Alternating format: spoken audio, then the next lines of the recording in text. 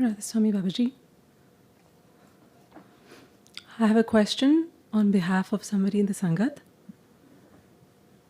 He says, Dear Babaji, 7 months ago during my internship, when coming out of the lavatory, I suddenly started to feel like crying. 2 weeks later, I was diagnosed with clinical depression. Since then, I have changed multiple psychiatrists.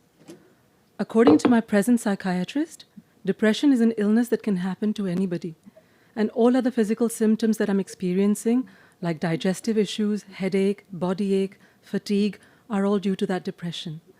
But in one of your Q&A, you said depression is not due to karma. I feel like a burden to my parents, Babaji. My mother is overworked due to my condition. I feel like I will never be able to work or even get married because of this depression. My goal in life was to meditate so much that I become like you. Even that seems like a far-fetched dream, as far as every day is a struggle now. Will I ever be able to come out of clinical depression? What should I do to come out and ensure never to go back into depression again? Beta, from a spiritual point of view, when we say that karma puts you into a situation, now how you react to that, you're either paying off that karma or you're creating a new karma. Now, if you react negatively, another chain reaction starts. So, what is depression? Depression is basically an overworked mind where we think too much. Now, if the car is in a normal speed, you can go forward without a problem. But if you speed up too much, the chance of your having an accident increases. You read a book page by page, you can understand. But if you start flipping through it, then nothing makes sense. So similarly, this is the mind which has gone into it's going faster than what we can process. And because it's going faster than what we can process, that's why nothing is making sense. There's a heavy burden on us, which we then say depression. When we go to the doctor, the medicine that the doctor gives us is also to slow the thinking of the mind down. So in life, if we are able to sort of slow ourselves down, take things one by one, rather than mixing up so many things and trying to do so many things.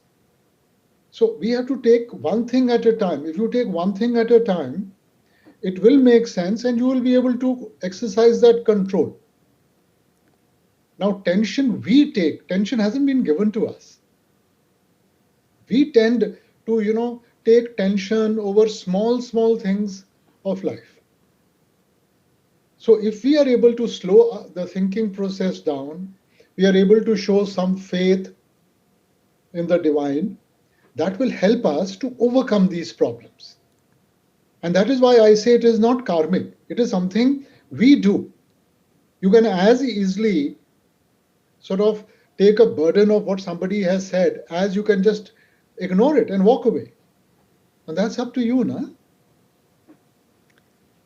Ji Babaji, I have another question. Rumi said living in his will means if I see a spade, I take it as his instruction to dig. Wonder if, within reasonable bounds, a satsangi should practice this rather than make plans for or dream about the future or dwell on the past? But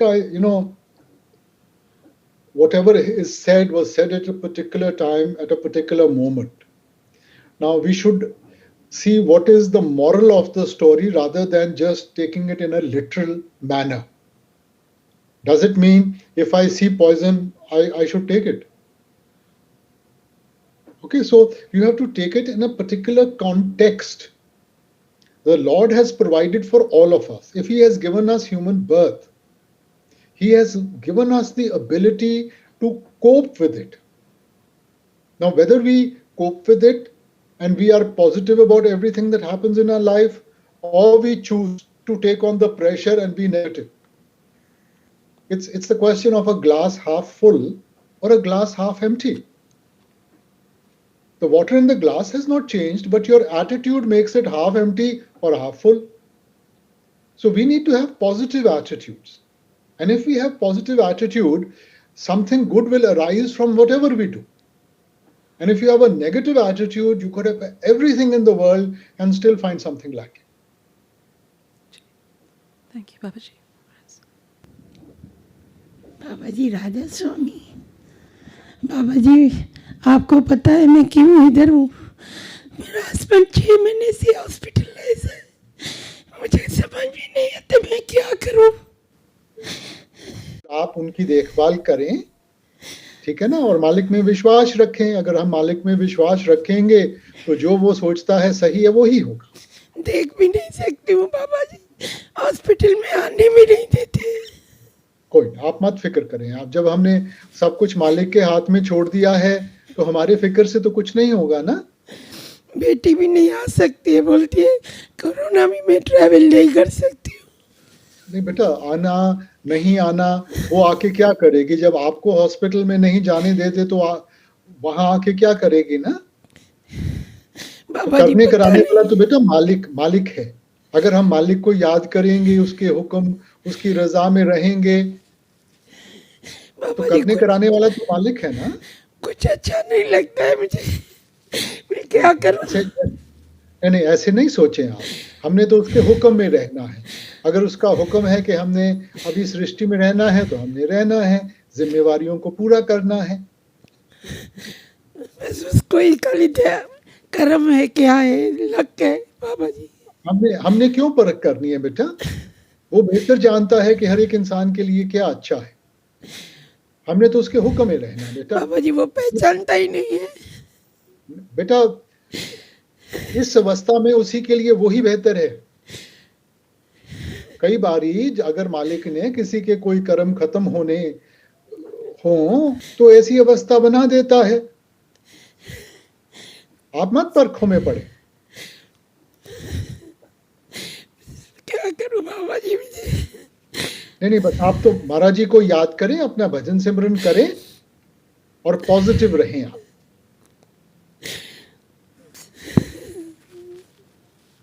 Radha स्वामी बाबा जी। राधा स्वामी बाबा जी, आप कैसे हो? बाबा जी आपका लख लख शुक्र है कि आपने इतनी अच्छी फैमिली दी, इतने अच्छे मम्मी पापा, भाई और बेटी दी और बचपन से ही अपने चरणों से जोड़ के रखा। मेरा कोई सवाल नहीं है, बस एक विनती है कि आगे भी ऐसे ही अपने चरणों से जोड़ के रखना। भजन सिमरन का बल बख्शो, मन के विकारों से दूर रखो जी, और अपनी दया मेहर ऐसी बनाए रखना जी। बेटा ये चीज मांगने से नहीं मिलेंगी। जब तक हम इन चीजों को अपनी करनी में जाहिर नहीं करेंगे ना। अब मैं कहूँ जी मेरे को भूख लगी और मैं रोटी करता जाऊं, क्या मेरे को रोटी मिल जाएगी? नहीं। कदम उठाने हैं ना। जब अगर मेरे को भूख का एहसास है तो मैं कदम उठाकर रोटी की तरफ लेके जाऊंगा, तभी तो अपनी भूख मिटाऊंगा ना जी। तो इनको अपनी करनी में जाहिर करें बेटा। करनी में जाहिर करेंगे, किसी चीज की कमी नहीं रहेगी। ठीक है बाबा जी। Radha Swami Babaji. Babaji, first of all, thank you so much that in these times of pandemic, you have opened gates of mercy and giving us such beautiful darshans, Babaji. We used to see you every week. I just can't believe I'm here today with you.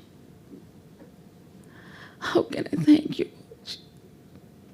I really But there's nothing to thank me. There's nothing to thank anybody. We have to come to terms with the situations around us, and we have to learn to live in whichever situation the Lord has put us in. If we learn to appreciate what He does for us, He will give us much more. But if we keep on, talking about I don't have this and I want this and I desire this, better that is just being ungrateful. So let us be appreciative, and if we are appreciative, He will take care of everything. Surely, Babaji. Babaji, I have a question. Babaji, it is known that a woman's intuition is always right. But sometimes this intuition leads to so much negativity and overthinking. How can we deal with this, Babaji? Beta, how does the intuition help us, beta? Because we keep I mean- thinking, Babaji. Beta, precisely. What you should focus on is your responsibility Okay, rather than others' responsibilities, what they are doing or what they are not doing. right, Focus on what you have to do right. and keep on doing that, beta. So, You know, we are too concerned about knowing the future, knowing this person, knowing that person. If I'm focused on fulfilling my responsibility, I will be at peace with myself, I will be at peace with the world. And somebody who's at peace with everything, everybody likes them. okay, But if somebody is already always in turmoil, always reacting, what will happen? yeah, that's true, Babaji. Disturb the harmony, beta. Keep yourself in harmony. Always think positively. Always think good of everybody. Right. Yeah. And Babaji, would you like to share a few words for our youth who are going through so much uncertainty in this pandemic and COVID situations? I mean, they don't know how to deal with it. No, I can't understand. You keep on talking about uncertainty. You tell me what is certain in life, beta. Do you know what is going to happen tomorrow? Absolutely, Babaji. We really don't know. So before COVID came, was it any different that COVID is there today that it's made it any different? No, nothing Beta, is different. Babaji. These problems, war, disease, issues have always been there. Right. First, we were not aware of them. Right. Today, the media tells you immediately what is happening everywhere, and suddenly it's made us so concerned. Right. So it's not that disease was not there before. It is not that problems are not there. It's just that you become more aware. Right. So precisely what you said, intuition. Right. So sometimes that increased awareness creates more problems than solves them. Exactly. That's what I feel. So I want to know, how do I actually just deal with Oh, it so- and come to terms with myself? No, you keep yourself in harmony, na. That much though we can do. Right. Our peace of mind is in our hands. Why are you giving it to somebody else? Why should something happening in America or in UK affect me today? If the Lord has blessed me, everything is right in my life, I should be happy. True. Yeah.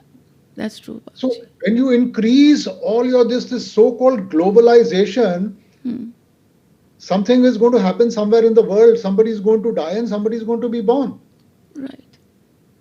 Now, if you are going to focus on the deaths rather than on the births, somebody is going to be happy and somebody is going to be unhappy. For everything wrong which is happening, there are 10 things which are good which are happening. That's true. That's true. Babaji, thank you so much. Thank you. Yeah, Babaji Radhaswami. Babaji, I've been studying self-development and coaching for about 10 years or so. And I'm really interested in that because it's helped me a lot. Because I'm a kind of a person who was very insecure, and I'm still insecure, but it's getting better and better. And because it's helped me so much, I want to help other people as well. So I'm pursuing this thing called life coaching, business coaching. And so my question is, sometimes when you're coaching people, you share with them your struggles and also your insights, like things that you were struggling with and now you've become better. Of course, I'm not talking about perfection, but just better. And so my question to you was, in satsang we hear don't share your spiritual insights with people. So I was just a little bit confused, if I share with somebody, okay, I was less confident before, now I've become more confident. The idea behind is just to inspire them and to show them that, if a person like me could do it, then you can do it as well. And just to inspire them and encourage them to reach their potential. So that's my Beta, in question. general terms, yes. Not in specific terms, beta. So, Everybody's strength and everybody's weakness is very different. okay. So it can work both ways. Now, you with your sort of strengths have been able to achieve that. Yeah. His strengths may be different. Yeah. And if he's not able to achieve it, it will only make him sink more. So I guess in a overall manner, what we are teaching everybody is to look forward and to be positive. Yeah. But to say that one man's experience is going to help me to make my life better, that may not be my strength. Yeah. If somebody says that, he sort of started exercising and his attention got diverted, now on the other side, you might have somebody who doesn't have the ability to exercise. Right. He will think, I'll never be able to do it. So you can generalize on this, but giving specific incidences and all, I don't think so that can help a bit. Oh, okay. Okay. And Babaji, I have another question. Sometimes, like I've noticed in myself, like many times, when people are telling you their stories, like they're not happy in life or something bad has happened to them or something like that. And then, so I've seen in myself, like I don't feel compassionate towards them. I just, I don't know why it happens to me, but I don't feel many times compassionate to them. So can you speak to that? Beta, when you go to a doctor, it's only a patient who will go to a doctor. Anybody who's well won't go to a doctor. And he's going to share his woes, his problems, his disease and everything with the doctor. Now, if the doctor starts getting affected by every patient, will he be objective enough to give him treatment? No. You see? So you have to keep a certain distance. Okay. It's not necessary. Definitely, a certain amount of sensitivity has to be there. Right. But that sensitivity is there. How can I help this person? But if you get affected by everything that he or she says, then you will become part of the problem. Right. Right. So we have to be part of the solution. And you can only be part of the solution if you sit back, listen to them, and objectively see what the solution is. Right, because sometimes Babaji, like I feel like a dead wood or log or cold, and Love is the core of our being, beta. That sensitivity is there in all of us. But the question is how to channelize it. okay, If you become overly sensitive about what everybody is saying, then you will be crying with them rather than thinking how to help them. right. Right. So Babaji, just before I go, I just want to ask you. So it's okay if I pursue this life coaching thing and just share with people and help them, because the idea is to actually support them and help them. You should always try and help people, beta. Right. Why should it be an issue in trying to help people? Always try and help people. Okay. Thank you very much, Babaji. Yeah, Radhaswami Babaji. So I have a question. I'm married to a non-vegetarian. He's a very good guy, but he insists that the kids eat non-veg for protein. I'm vegetarian, and my oldest son at the age of 7 became vegetarian by himself, and he said that he saw something about PETA in school on YouTube. And from that day, he said, it's because of animal cruelty, I'm not going to eat non-veg. Everybody tried to, except me, my in-laws, my husband. My boy said, no, I'm not going to eat it anymore. And in fact, even when he went to birthdays himself, without me telling him anything, he would ask, does this cake have egg? I do not eat animal products. But my daughter, on the other hand, she loves non-veg. And sometimes my son teases her, do you know how many chickens were slaughtered for your meal? And she will just look at him and says that I love chicken, so, and don't tease me. But I haven't done anything to make him stop eating non-veg, and with her I try a lot, but it doesn't work. Somewhere I feel it is karma, and I really don't know what to do. I don't want to encourage her eating non-veg. Don't put the children in a situation where they have to choose one against the other, beta. That's not fair. As they grow up, as they start understanding, you have the example of your son in front of you. Till he didn't understand he was eating, when he started understanding, he made his own choice. Yeah. And it should be like that, beta. You can sort of, when they're in a good frame of mind, explain to them why you are a vegetarian, and then leave it up to them. Don't force them, beta. When you force somebody, then they react. So explain to them the basis, and then leave it up to them to make a choice. So sometimes she asks, like my daughter, she'll say, "Oh, there's no fish today." So what do I do? My husband says, "You don't cook it enough. You should make it 3-4 times a week so she doesn't have to ask for it." So what should I do? Like, should I then encourage? I mean, I feel making it more frequently is encouraging her. See, at the ending of the day, it's going to be your meditation which is going to help. Meditation you can only do if there's harmony in the house.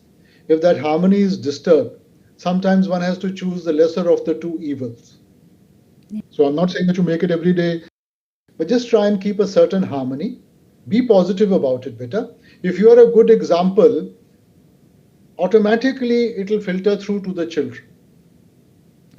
Yeah. So maybe at this stage they don't understand, but as they start understanding, I mean, you look at the world. I mean, if you 10 years back, 20 years back, you never had so many vegetarians. But as people are understanding more and more, they are going towards a vegetarian diet. Yeah. So let's not put them in a situation where they have to choose. Let it come as a conclusion of their understanding as to what is good and what is right. Yeah. Yeah. Thank you, Babaji. Raswami Babaji. Babaji, I'm really blessed to have you in my life. And I don't think I can ask anything else. I don't need anything. And you have given me the biggest blessing of having the peace of mind and being contented with whatever situations one is in. My first question is, Babaji, about meditation. I want to understand, in meditation, there are two things, quality and the quantity. What I know, both are important, and I also understand that quantity will eventually lead to quality. But then for people like me, who are still struggling and haven't reached any level of spiritualism, I always have this dilemma that because when I do my meditation, if I haven't had good amount of sleep, I doze off. So my husband tells me, "Do you sit for sleeping or do you sit to meditate?" So, but I feel that no. I remember your words that you say that we have to get up and we have to do our meditation. So I have this dilemma that maybe I should sleep half an hour more and then get up, but then the quantity suffers. So what do you say about this? Because there is some sort of a misunderstanding where people think that sleep is what provides us rest and energy. Right. Now, sometimes you could lie down for half an hour and get up very fresh. Absolutely. And sometimes you can lie down for 10, 12 hours and still get up tired. Right. It's the mind. If the mind is at rest, you will get all the energy. If the mind is in turmoil, you will just be twisting and turning. Right. That's absolutely Even true. when we are sitting in meditation, why do most of us doze off? Because when the consciousness starts rising, you start experiencing a little bit of, inner peace. The tendency is to go to sleep. Now, so this is a stage we have to go beyond. Okay. Most of us don't realize whether we've gone to sleep or the consciousness has risen. Right. So we should not analyze. We should just keep on doing what we are supposed to do. Okay. Yeah. Practice makes perfect. Right. I understand So that. if you put in practice, automatically what you are doing for a long term becomes easy to do. Right. Initially, when I started learning how to drive a car, initially one had to focus, which is the accelerator, which is the clutch, when to change the gear. Now with years of practice, everything happens automatically. Right. Right. Babaji, I have one more question. Sometimes the doctors prescribe you some medicines which have gelatin or something. In India, I know there are a lot of substitutes available. But here, sometimes you don't get the right substitutes. And, we try and open the capsule and just eat the inside of it, to avoid that gelatin. But sometimes you are in a situation where you don't have anything. What should we do in that scenario? Better just open the capsule like you said. Okay. And similarly, Babaji, I've seen, by your blessing, nowadays, there are a lot of food products that you buy in the market. They don't have the ingredients of fish or anything, but it's mentioned that it's manufactured in a facility where fish and eggs are processed. So I feel I should avoid them. I mean, although it's not the ingredient is not there. There's no fish, there's no egg, there's nothing non-vegetarian in that. But I still feel that maybe it's not right to use it. What do you have to say on that? I mean, what are your... Manufacturers have become very clever. Yeah. Now, instead of mentioning just the ingredient, they start putting coding. They'll have a code for everything and put that code. Right. So there's so much variety. Why is it that I must eat this specific thing? Yeah, right. If you eat just dal and roti, you can sustain yourself. That's true. Okay, But we all but want variety so much. Well, The family wants variety. family wants variety, then we are going to end up in variety of gurus and variety of heavens and variety of hells. And, I understand. Yeah. The more choices. should you be focused in life, or should Babaji, thank you so much. Babaji, I thank you today for your grace. People may not realize it today, but one day they will find out as well. And I thank you for saving us from the real chaos, which could have happened but did not happen. We are ascending towards a new age. Please help us and grace us to be better than what we were before. And give us the strength to face what lies ahead. To understand the present, I went back in the past, and I thank you once again. Please grace my parents. Beta, everything is a way to appreciation, beta. Whatever the parents have, they're going to give to their children. But the person who appreciates, they lovingly give it to him. The person who doesn't appreciate, they just hold it back. It's not that they're not going to give it to him. He will get an equal share. But they want him to appreciate and value it. So life has been given to us, beta, to learn how to appreciate. If we appreciate, he will give us everything. But if you don't appreciate, you keep on saying, okay, I've got this, but I want this. That's not appreciation. Learn to cherish what he's given you. Appreciate that. And you'll get everything. Thank you, Babaji. Radha Swami Babaji, I want to know that when a person dies, and we do so much ritual and ceremonies and all that, Brahman give, eating and all that.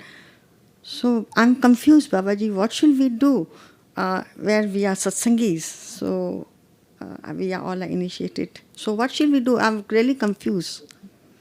So she Sister, follow the ritual ceremony? No, from a spiritual side, it has no meaning. But from a social context, all these things are basically to take your mind away from the event. Because everybody is sad, you are remembering him. So it is to take your attention away. You know, you have to recite this, you have to do this. So your attention is not going to the event that has taken place. Okay. But to say that it has any spiritual significance for the person who's died, he's gone. Yes. So it is meaningless for him. But the people who are left behind, they need a diversion. Yes. So this is just to create a diversion from them. Okay. So it's more from a social point of view rather than from a spiritual point of view. Okay. So it's not So necessary. it's up to you. Yeah. It's up to you whether you want to do it or not. Oh, okay. Thank you, Babaji, so much. Thank you. Radha Swami Babaji.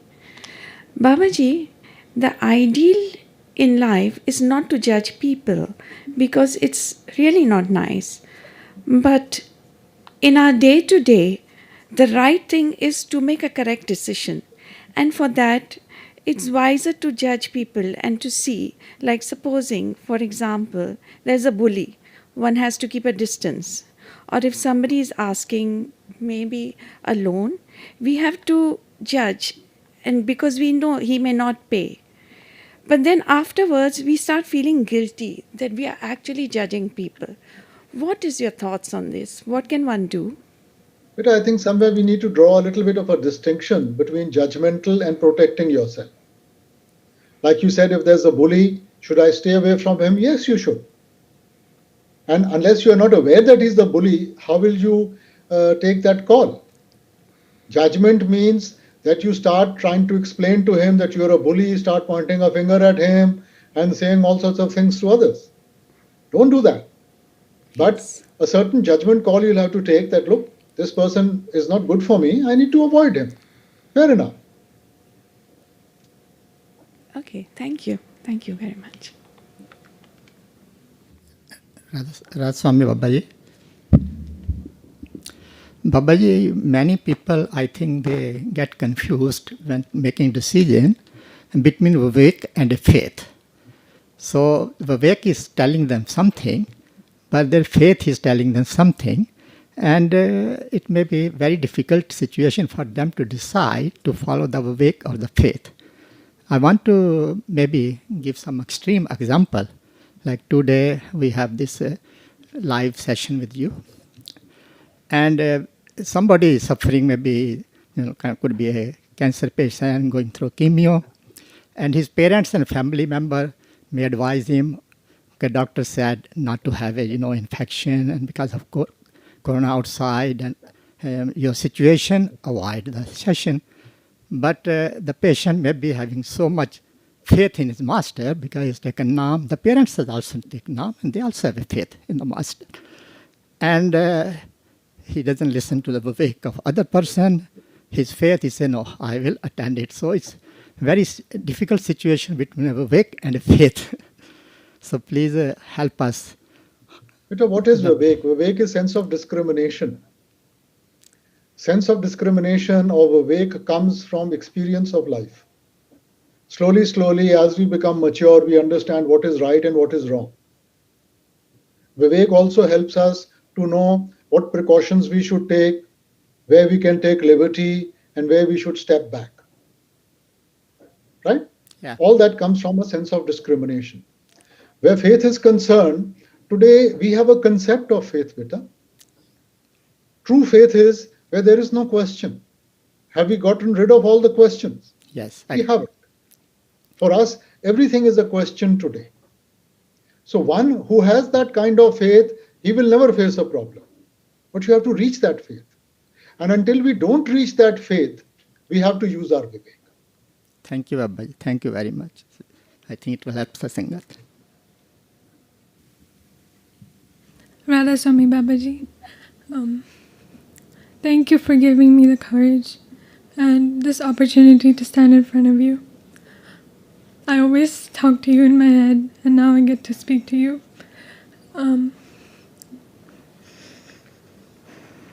I don't really have a question. I just thought I just wanted to talk to you, so I thought I'd ask something I always wondered about, and that is, why did we have to come here? Like, why did we have to Why do you have to come into the creation? Yes. Beta, to learn. Just like, why do parents have to send their children to school? Why do the parents have to send the children to university? Because they need to learn more than what is available to them, so that they can exercise their intellect to make the right choices in life. Parents will choose the best institution and send their child there. Now the child, instead of studying, starts playing around or starts having fun. Is it the fault of the parent? The parent sent the child with the right objective. But if the child is not making use of the opportunity, so this is an opportunity given to us, beta. We've come from the lower species. There are some influences of the lower species, this Kam, Krodh, Lobh, Moh, Ahankar, which are influencing our behavior. So he's given you an opportunity, he's given you Vivek to think and to get rid of these influences. Now you can as easily take the right step as you can take the wrong step. That's up to you. It depends upon the choices you make. And another thing is, will we have to come back? Well, if you don't make full use of this opportunity, if you don't finish your karmic load, then you'll have to come back, beta. That's why we should value what he has given us. If we cherish and value what he's given us and make full use of the opportunity, we don't. But if we think it's all fun and games, and we don't show objectivity in our behavior, then we'll have to come back again and again. Okay. Thank you. Thank you for everything you've given to me, and I hope you will bless my family and also bless me with initiation in the future. Thank you.